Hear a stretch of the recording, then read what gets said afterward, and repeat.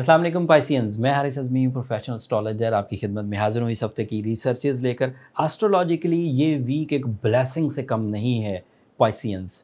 बहुत सारी गमों की खबरों के साथ साथ एज़ यू नो 18 अक्टूबर का दिन जब सैटर्न डायरेक्ट हुआ, साढ़े का आगाज़ हुआ, तो कुछ तो जहन पर प्रॉब्लम्स, कुछ तो जहन पर बोझ आया होगा।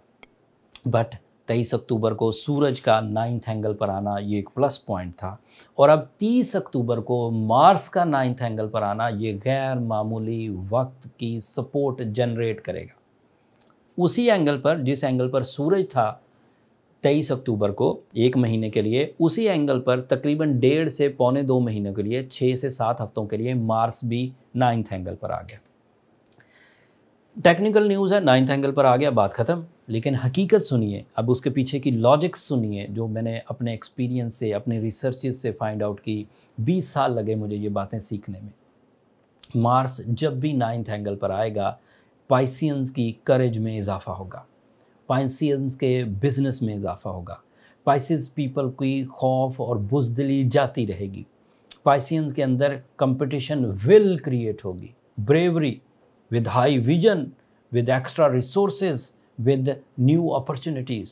उनकी संजीदगी में इजाफा होगा, उनके अंदर से लापरवाही ख़त्म होगी, वो अपने अंदर अवेलेबल रिसोर्सेज से ही कामयाबियां हासिल करने की कोशिश करेंगे। मार्स का 9th एंगल पर आना ट्रैवल एंड टूरिज़म की फील्ड को बहुत सपोर्ट करेगा। ऐसे पाइसियन जो टूरिज़म से या ट्रैवलिंग सेक्टर की जो सनद है उससे रिलेटेड हैं, कामयाब रहेंगे।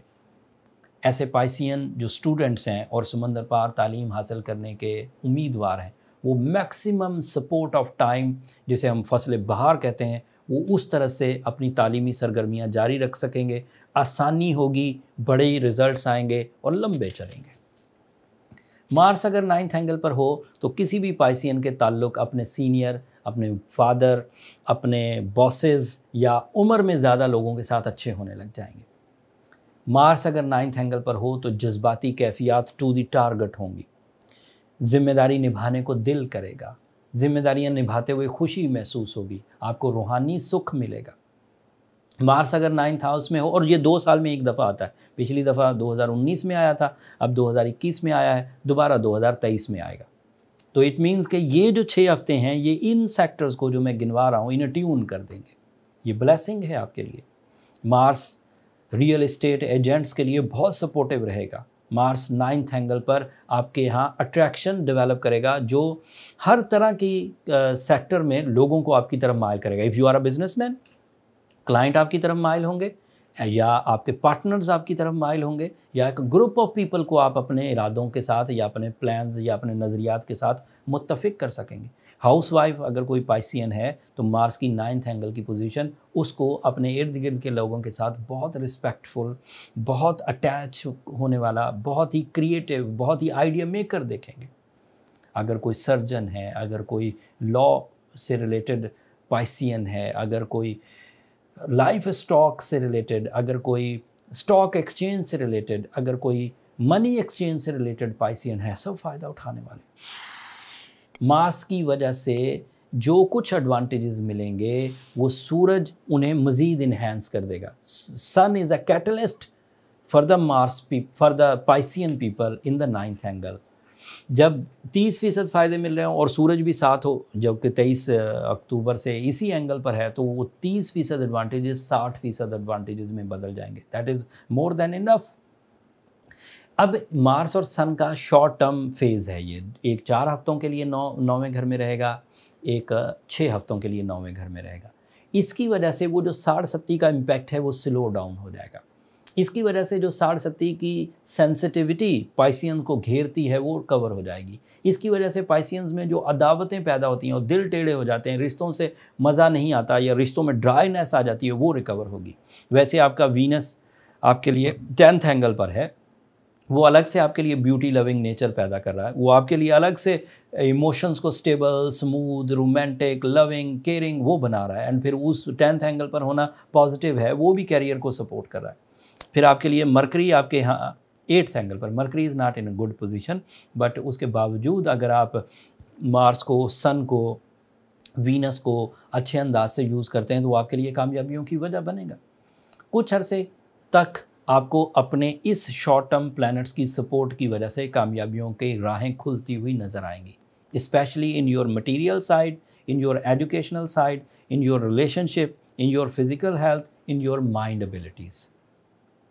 अब माइंड एबिलिटीज़, रिलेशंस, हेल्थ सब मिल गई तो शॉर्ट टर्म प्लैनेट जिसमें मरकरी थोड़ा कमज़ोर है, लॉन्ग टर्म प्लैनेट जिसमें सैटर्न एंड जुपिटर इस वक्त कमज़ोर हालत में, वो रिकवर हो जाएंगे फॉर 6 वीक्स।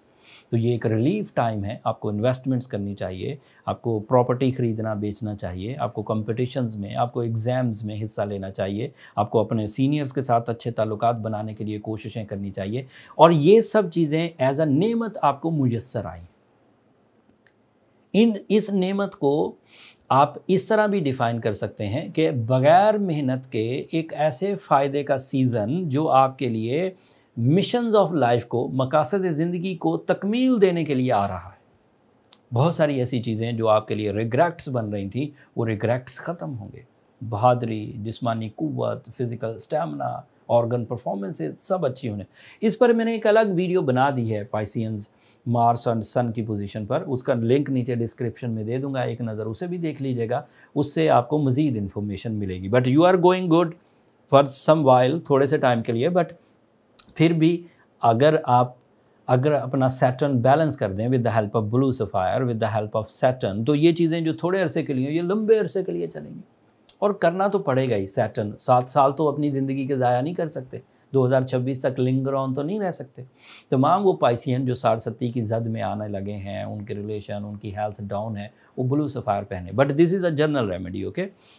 अगर ब्लू सफ़ायर पहनने से, सूरह शम्स पढ़ने से, सूरह यासीन की सेकंड लास्ट आयत पढ़ने से रिकवरीज़ नहीं होती, तो फिर पर्सनल चार्ट की तरफ जाइए ताकि सीवियरिटी ऑफ सिचुएशन को काउंट किया जा सके। नंबर नीचे चलते रहते हैं, उन पर रब्ता करके आप अपने लिए कैलकुलेशंस का टाइम ले सकते हैं। बट वो फ्री फोरम नहीं है पाइसियंस, होपफुली आप अंडरस्टैंड करेंगे। अगले हफ्ते इस स्ट्रेंथ में मज़ीद ग्रोथ आएगी, क्योंकि ये जो 30 अक्टूबर को होने वाला वीडियो तो उससे पहले ही आपकी खिदमत में पेश हो जाएगी। तो ज़ाहिर बात है कि अगले हफ्ते इसकी रियल इमेज को आप देख सकेंगे, इसके रियल इम्पैक्ट्स को आप देख सकेंगे। वो तफसील अगले हफ्ते बयान करूँगा। मज़ीद जो एस्ट्रोलॉजिकल चेंजेस आएंगे वो भी अगले हफ्ते बयान करूँगा। इन सब तब्दीलियों को वो पाइसियन बहुत अच्छे अंदाज से कैश करेंगे जो फ्यूचर को सिक्योर करना चाहते हैं, जो अपने 7 साल अच्छे तौर पर गुजारना चाहते हैं, जो अपने अंदर अपनी ज़िम्मेदारियों निभाने का जज्बा रखते हैं, वो ये आराम से कर जाएंगे। एंड मेरी दुआ भी है कि आप इस सीज़न को, इस स्कीम ऑफ गॉड को सही अंदाज से यूज़ करें और बड़ी कामयाबियाँ हासिल करें।